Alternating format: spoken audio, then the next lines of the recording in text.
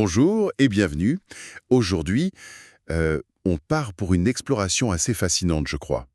Ah oui, On va plonger dans nos origines, les origines de notre lignée humaine. Qui était le premier? Enfin, le premier. Comment on est devenu nous, en fait? hmm. Et pour ça, on a une base solide, une analyse vraiment détaillée qui s'appuie sur les découvertes scientifiques les plus récentes. Ça nous fait un récit, un voyage sur des millions d'années. Impressionnant. On va commencer loin, hein, très très loin. Il y a environ 13 millions d'années. On va rencontrer un certain Pierrola, Oui, et puis on va suivre les traces, les indices laissés par Touaille, Naledi aussi, Homo erectus bien sûr, jusqu'à l'arrivée d'Homo sapiens. et l'objectif, si je comprends bien, c'est vraiment d'identifier les moments charnières, les tournants. Exactement. Alors évidemment, la bipédie, mais pas seulement. Le développement de l'empathie, c'est crucial. L'invention des outils, bien sûr. Comment nos vies en groupe ont évolué. Les structures sociales, oui. La maîtrise du feu, énorme. Et puis, l'émergence du langage articulé, tout ça? Et attention, hein, il y a des surprises. Franchement, certaines origines de nos traits, de ce qui fait de nous des humains, sont assez, surprenantes. Par exemple, cette histoire que la marche debout, elle aurait commencé dans les arbres. Ah oui, ça c'est contre-intuitif. Carrément. Allez, on y va, on décortique tout ça. C'est parti. Alors, Pierrola, il y a 13 millions d'années en Espagne. Imaginez, à l'époque, c'était une forêt tropicale là-bas. Hmm. On le voit comme un grand singe, peut-être un de nos très très lointains ancêtres. Et le truc, le détail qui change pas mal de choses, il grimpait, ok, il se suspendait aux branches, mais pour passer d'une branche à l'autre, parfois il se mettait debout, Debout. sur les branches. Oui. Du coup, l'idée, c'est est-ce que la bipédie a commencé là-haut, avant même de descendre au sol? C'est une hypothèse qui, oui, qui bouscule un peu les schémas classiques. Cette bipédie arboricole, ça suggère que la marche, c'est pas un truc qui est apparu d'un coup, hop, une fois au sol, Non, une transition, quoi. plutôt une adaptation progressive, exactement. Et puis socialement, Pierrola nous dit déjà des choses intéressantes. Ah oui? Bah, chez eux, apparemment, les jeunes mâles, les ados, quoi, ils devaient quitter leur groupe natal. Ah, d'accord. Imagine le défi d'un trait. Arriver quelque part, se faire accepter. C'était vital de réussir cette intégration. On imagine bien la scène. Le jeune Piero Mingala, qui arrive, un peu hésitant, près d'un nouveau clan. Il y a une jeune femelle, méfiante. Hmm, Une vieille femelle, la doyenne on va dire. Et puis, évidemment, le mâle alpha, le dominant. le chef. Voilà. Il essaye de s'approcher, l'alpha le repousse, et là le jeune est tout dépité. Et ça touche la doyenne. Et on voit naître un truc fondamental, l'empathie. Oui. La capacité de ressentir l'émotion de l'autre. Et même la sympathie, le fait d'être touché, de vouloir aider. Et elle intervient, la doyenne. Exactement. Et ça, c'est puissant. L'empathie, c'est pas juste un sentiment. C'est un vrai moteur social. Ça aide à gérer les conflits, les tensions. Comme l'arrivée de ces jeunes. Justement. Ces jeunes mâles, ils sont un peu perturbateurs, mais ils sont nécessaires pour le brassage génétique et peut-être déjà pour un début de brassage culturel entre les clans. C'est une des bases de nos sociétés, cette capacité à intégrer, à gérer. Et Purola innove encore. Il construit des nids, mais pas n'importe comment. Des nids en hauteur, confortables, de vrais lits de feuilles. Ah oui, comme les grands singes actuels. Voilà. Et ça, c'est peut-être la première fois qu'un ancêtre pouvait avoir un sommeil vraiment profond, réparateur, en sécurité, loin des prédateurs au sol. Et les bénéfices sont énormes. Un meilleur sommeil, ça veut dire quoi? Meilleure consolidation de la mémoire. Le cerveau qui se repose et qui travaille. Exactement, un cerveau qui peut mieux se développer sur le long terme. C'est fondamental pour l'évolution cognitive. Mieux dormir pour mieux penser, en gros. C'est un héritage direct. Et côté nourriture, omnivore, Pierrola. Beaucoup de fruits, mais aussi d'autres choses. Et déjà, cette idée de transmission culturelle. Hmm. C'est la mère qui apprend au petit ça tu peux manger, ça non, c'est dangereux. L'apprentissage social. C'est ça. Notre jeune mâle, d'ailleurs, pour se faire bien voir de la doyenne, il lui offre des figues. Un échange, un lien social créé par le partage de nourriture. C'est crucial, cette transmission. L'évolution, c'est pas que les gènes, hein. C'est aussi la culture, ce qu'on apprend, ce qu'on se passe. Et ce qui est intéressant aussi, c'est la dynamique de pouvoir. Comment ça? On voit que les femelles peuvent faire bloc, s'allier contre l'alpha pour protéger le jeune. Le pouvoir, c'est pas toujours juste la force brute du mâle dominant. Intéressant. Et on hérite d'autres trucs de cette époque, apparemment.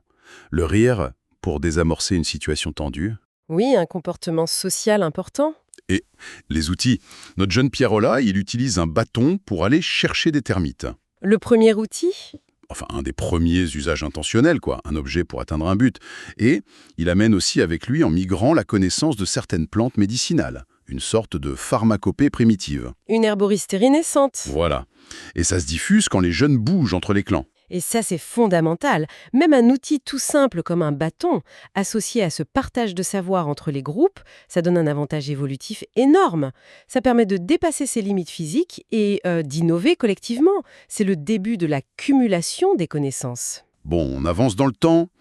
Gros changement, là, il y a environ 7 millions d'années. Oui? Bouleversement géologique, climatique, la plaque africaine qui pousse, la Méditerranée qui s'assèche. Imaginez le truc, Le Messinien, oui. les forêts reculent. Les descendants de Pierrola, ils sont poussés vers l'Afrique. Et c'est là où Tchad notamment qu'on trouve Toumaï. Sahelanthropus tchadanensis. Voilà. Qui pourrait être l'ancêtre commun qu'on partage avec les chimpanzés. Et là encore, ce sont les pressions de l'environnement qui sont le moteur. Le changement climatique, ça force à s'adapter ou à disparaître. Toumaï, c'est vraiment le reflet de cette nécessité. Et il s'adaptait, Toumaï. Il vit un peu entre deux mondes, encore dans les arbres, mais de plus en plus au sol. Une vie mixte. Son régime alimentaire se diversifie, ses outils aussi. L'enfance dure plus longtemps, donc plus de temps pour apprendre. Mais le gros changement, c'est social. Ah! Là, la dominance masculine s'installe plus clairement. La hiérarchie devient plus marquée, plus complexe. On voit apparaître des alliances, des stratégies. Bref, les débuts de la politique, quoi. C'est fascinant de voir ça émerger. La compétition entre mâles devient sans doute plus intense, mais ça pousse aussi à créer des coalitions, des jeux d'influence. Et la bipédie, qui devient plus fréquente au sol, elle change même potentiellement les rituels d'accouplement. Comment ça? Le mâle ne peut plus juste s'imposer comme avant, peut-être. Il doit un peu plus convaincre, tester si la femelle est réceptive. Ça introduit une dimension de séduction plus marquée, peut-être. Oui, et puis, il y a un autre truc nouveau qui apparaît. La préférence. Un mâle et une femelle qui choisissent de passer du temps ensemble, de partager plus que juste l'accouplement. On voit même des accouplements face à face, ça suggère plus d'intimité. Est-ce que c'est les débuts du couple roseau? C'est une question ouverte, mais ces liens qui dépassent la simple reproduction, ils sont sans doute importants. Ça peut favoriser un meilleur soin aux jeunes, une certaine stabilité, même si on a aussi des structures de type harem qui existent en parallèle. Les relations se complexifient, clairement. Mais cette période, elle n'est pas toute rose non plus. La source décrit un truc assez tragique, la mort d'un petit et la mère qui refuse d'abandonner le corps. Oui, une scène vraiment poignante. Ça suggère une prise de conscience de la mort, non? C'est une étape émotionnelle et cognitive très forte, oui. Prendre conscience de la finitude. Ça peut ouvrir la porte à des comportements comme le deuil, peut-être même des rituels très rudimentaires. Mais attention, Oui. on sait aujourd'hui que cette conscience de la mort, elle n'est pas forcément unique à notre lignée humaine. On observe des choses similaires chez les éléphants, chez les grands singes actuels aussi. D'accord, ce n'est pas exclusivement humain. Et Toumaï, il est aussi associé à une invention beaucoup plus sombre. Laquelle? La guerre organisée. La source décrit une attaque planifiée d'un clan contre un autre. Le but, voler les ressources et les femelles. Ah oui! C'est le revers de la médaille en quelque sorte. La même intelligence sociale, la même capacité à coopérer pour chasser ou se défendre. Elle peut être retournée contre d'autres groupes. Exactement. Elle peut être utilisée pour agresser, pour planifier une attaque de manière calculée. La violence organisée, malheureusement, elle naît aussi de cette complexité sociale croissante. Dur. Allez, on continue notre voyage. On arrive entre 4 et 2 millions d'années. L'Afrique continue de s'assécher. Le rift s'ouvre, oui. Et là, les lignées se séparent plus nettement. D'un côté, les ancêtres des chimpanzés et des gorilles. De l'autre, la nôtre avec les australopithèques afarensis, africanus, etc. La fameuse Lucie est une Australopithèque afarensis, par exemple. Voilà. Et puis, vers 2 millions d'années, en Afrique du Sud, on trouve Naledi, Homo naledi. Et lui, son statut fait débat. Oui, il est passionnant, Naledi. Est-ce que c'est un Australopithèque tardif ou est-ce que c'est déjà un des premiers représentants du genre Homo, notre genre? Le débat est ouvert. Il est pile à la charnière. Il a des traits assez anciens, mais aussi des traits plus modernes. Sa position dans l'arbre évolutif montre bien qu'il n'y a pas de frontière nette. C'est une transition continue. Il est adapté à des milieux plus ouverts, les savanes qui s'étendent. Et sa vie, elle n'est pas facile. Toujours besoin des arbres, la nuit, pour la sécurité. Les prédateurs sont là. Oui. Et en saison sèche, faut manger ce qu'on trouve. Des racines, des bulbes. C'est coriace, dur à mâcher. Socialement, on trouve souvent des groupes en harem. Un mâle costaud qui protège plusieurs femelles. Une stratégie de protection possible dans cet environnement. Mais l'empathie, elle est toujours là. On a cette image d'un jeune mâle qui nourrit une vieille femelle édentée. Il lui prémâche la nourriture. C'est touchant de voir ça perdurer. Malgré les conditions difficiles, ce trait social fort reste présent. Ça montre à quel point c'est ancré. Et ces défis alimentaires, ils poussent à trouver des solutions. Exactement. Et c'est là qu'arrive un moment décisif. La faim, encore elle, qui pousse un jeune mâle et une jeune femelle à faire un truc fou. Ah, Défier l'autorité de l'alpha et s'aventurer loin des arbres protecteurs dans la savane ouverte pour chercher de la viande. de la viande. Hmm. Mais comment? Sur des carcasses laissées par les grands fauves. C'est du charognage. Et c'est hyper risqué. Ah oui, là c'est un tournant majeur. Il faut imaginer la peur instinctive de cet espace découvert, dangereux, mais la récompense potentielle? Elle est énorme. La viande, le gras, la moelle, c'est une bombe nutritionnelle. Tellement plus riche et plus facile à digérer que les racines et les bulbes. Ils y vont, ils réussissent, ils ramènent de la nourriture pour le groupe. Mais ça crée des histoires. Et j'imagine, l'alpha ne doit pas apprécier. Pas du tout. Il punit la femelle pour son audace. Et c'est la vieille femelle, encore une fois, aidée par le jeune qui intervient pour la protéger. Mais au-delà du conflit immédiat, quelque chose de fondamental a changé. Oui, l'accès à la viande. L'impact à long terme est colossal. Manger de la viande régulièrement, ça libère une énergie folle. Le système digestif, il a moins besoin de travailler pour extraire les nutriments. Et cette énergie économisée, Elle devient disponible pour autre chose. Et notamment, pour le cerveau. Notre cerveau est un organe extrêmement gourmand en énergie. Cet apport plus riche et plus facile à assimiler, c'est une des clés qui va permettre l'augmentation progressive de la taille du cerveau dans notre lignée. Et pour mieux accéder à cette viande, pour découper les carcasses, Naladi innove encore côté outils. Là, c'est plus juste ramasser une pierre qui traîne. non, ça devient plus intentionnel. Ils commencent à tailler des galets. Ils choisissent une pierre, le nucléus, et ils frappent dessus pour en détacher des éclats tranchants. Ça demande de l'anticipation, de la planification. Il faut imaginer l'outil avant de le fabriquer. C'est le début de l'industrie lithique, la taille de la pierre organisée. Et pour organiser ces expéditions de charognage, qui sont dangereuses et demandent de la coordination, il faut mieux communiquer. Un langage plus complexe, plus précis, commence sans doute à se développer. C'est un vrai saut cognitif, là. Fabriquer un outil en suivant un plan mental, organiser une activité de groupe risquée et coordonnée comme le charognage, tout ça, ça demande une pensée plus abstraite, une capacité à se projeter dans le futur et une communication bien plus efficace. Et cette audace, cette innovation, ça mène à une séparation. Une partie du clan, plus prudente, reste près des arbres. Ils donneront peut-être naissance aux paranthropes. Oui, cette branche cousine, très robuste, spécialisée dans les végétaux coriaces, mais qui finira par s'éteindre. Lucie, dont on parlait, est une australopithèque, mais les paranthropes sont un peu leurs descendants ou cousins robustes. Et les autres, les audacieux, ceux qui ont osé la savane et la viande. Ils partent explorer. Ils prennent un autre chemin. C'est un moment de divergence évolutive absolument crucial. Un choix basé sur le risque, sur l'adaptation à un nouvel environnement, mais aussi sur l'imagination. Comme le suggère la source, c'est cette capacité à rêver d'un monde meilleur, à imaginer les bénéfices de la nouveauté qui pousse ce groupe vers l'avenir, vers le genre Homo. Et ça nous amène directement à Homo erectus. Lui, c'est l'aventurier. Il apparaît il y a près de 2 millions d'années. Et lui, il est vraiment taillé pour la savane. Ah oui, morphologiquement, il est différent. Plus grand, des jambes plus longues, faites pour la course, et surtout un système de refroidissement hyper efficace. Le lisser, la transpiration sur une peau devenue lisse. Il peut courir longtemps, même en pleine chaleur. La course d'endurance? Exactement. Et le contexte change encore. C'est le début des grandes glaciations, liées, pense-t-on, à la fermeture de l'isthme de Panama qui modifie les courants marins, comme le Gulf Stream, ce qui a des conséquences climatiques mondiales, notamment la sécheresse du Sahara. Les grands troupeaux d'herbivores migrant d'Afrique pour trouver de l'herbe. Et Homo erectus, il les suit. C'est la première grande vague de dispersion humaine hors d'Afrique. Erectus montre une capacité d'adaptation absolument incroyable. On le retrouve en Europe du Sud, mais surtout massivement en Asie, au Moyen-Orient, en Chine, jusqu'en Indonésie. Il conquiert littéralement le vieux monde. Son mode de vie, c'est celui de groupes de chasseurs-cueilleurs nomades, mais très organisés. Ils pratiquent la chasse à l'épuisement, ils poursuivent les animaux sur des kilomètres jusqu'à ce qu'ils s'effondrent de chaleur. Une technique redoutable permise par leur propre endurance. Et socialement, c'est encore plus complexe. On note moins de différences de taille entre les mâles et les femelles. Le dimorphisme sexuel diminue. Oui. Et ça pourrait indiquer des relations sociales plus égalitaires. Peut-être même, parfois, un leadership féminin. Le travail est clairement divisé, il y a ceux qui taillent la pierre et les outils deviennent bien plus sophistiqués. Les bifaces apparaissent.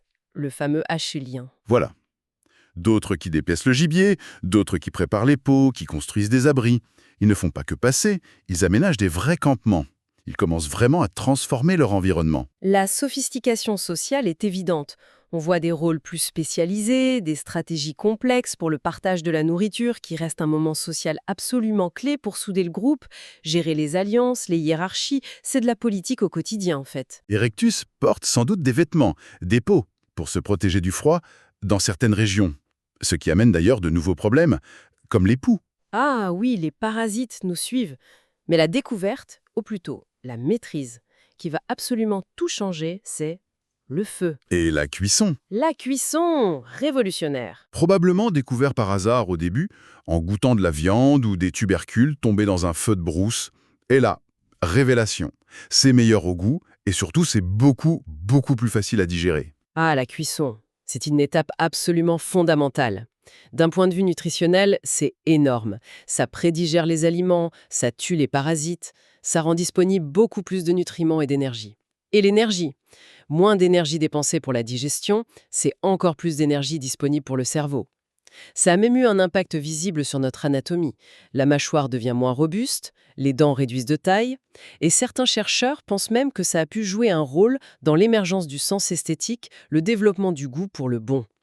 L'étape d'après, c'est pas juste utiliser le feu qu'on trouve, c'est le maîtriser. Apprendre à le capturer lors d'un incendie, à l'entretenir, et puis finalement à le produire soi-même. Le briquet préhistorique, Voilà. c'est une technologie tellement précieuse qu'elle se partage, elle s'échange, parfois entre groupes. On peut imaginer des scènes de troc. Je te montre comment faire du feu et toi, tu me montres ta technique pour mieux tanner les pots. Et ce partage technologique, ça accélère tout. Le savoir s'accumule, il se combine, il se diffuse beaucoup plus vite. C'est la naissance d'une véritable culture cumulative qui est une des grandes forces de notre lignée humaine. Le progrès devient exponentiel en quelque sorte. Les relations personnelles aussi évoluent. On voit apparaître ce qui ressemble de plus en plus à de vrais liens de couple, basés sur l'attachement, l'intimité. L'esthétique commence à jouer un rôle, avec les premières parures, les ocres. Et l'envie de plaire, de se distinguer. Et le feu, maîtrisé, apporte tellement d'avantages. La chaleur, la lumière la nuit, la protection contre les prédateurs, la cuisson, bien sûr, mais aussi la possibilité de durcir la pointe des épieux en bois pour en faire des armes plus efficaces. Et puis, il y a le langage. C'est sans doute à cette époque qu'il prend vraiment son envol. Le cerveau développe des aires spécialisées, comme les aires de Broca et de Wernicke, qui sont cruciales pour la production et la compréhension du langage. Et physiquement aussi, il y a des changements. Oui, le larynx descend dans la gorge. Ça augmente la gamme de sons qu'on peut produire. On peut alors commencer à parler du passé, à planifier l'avenir en détail, à échanger des informations très complexes. Et surtout, Raconter des histoires. exactement, raconter des histoires. Le récit devient central. La source imagine cette scène, la vieille conteuse, le soir, autour du feu, qui rassemble le groupe et raconte les mythes, les exploits des ancêtres, les règles du clan. Raconter, c'est créer une mémoire collective, forger une identité commune, donner du sens au monde et à sa place dedans.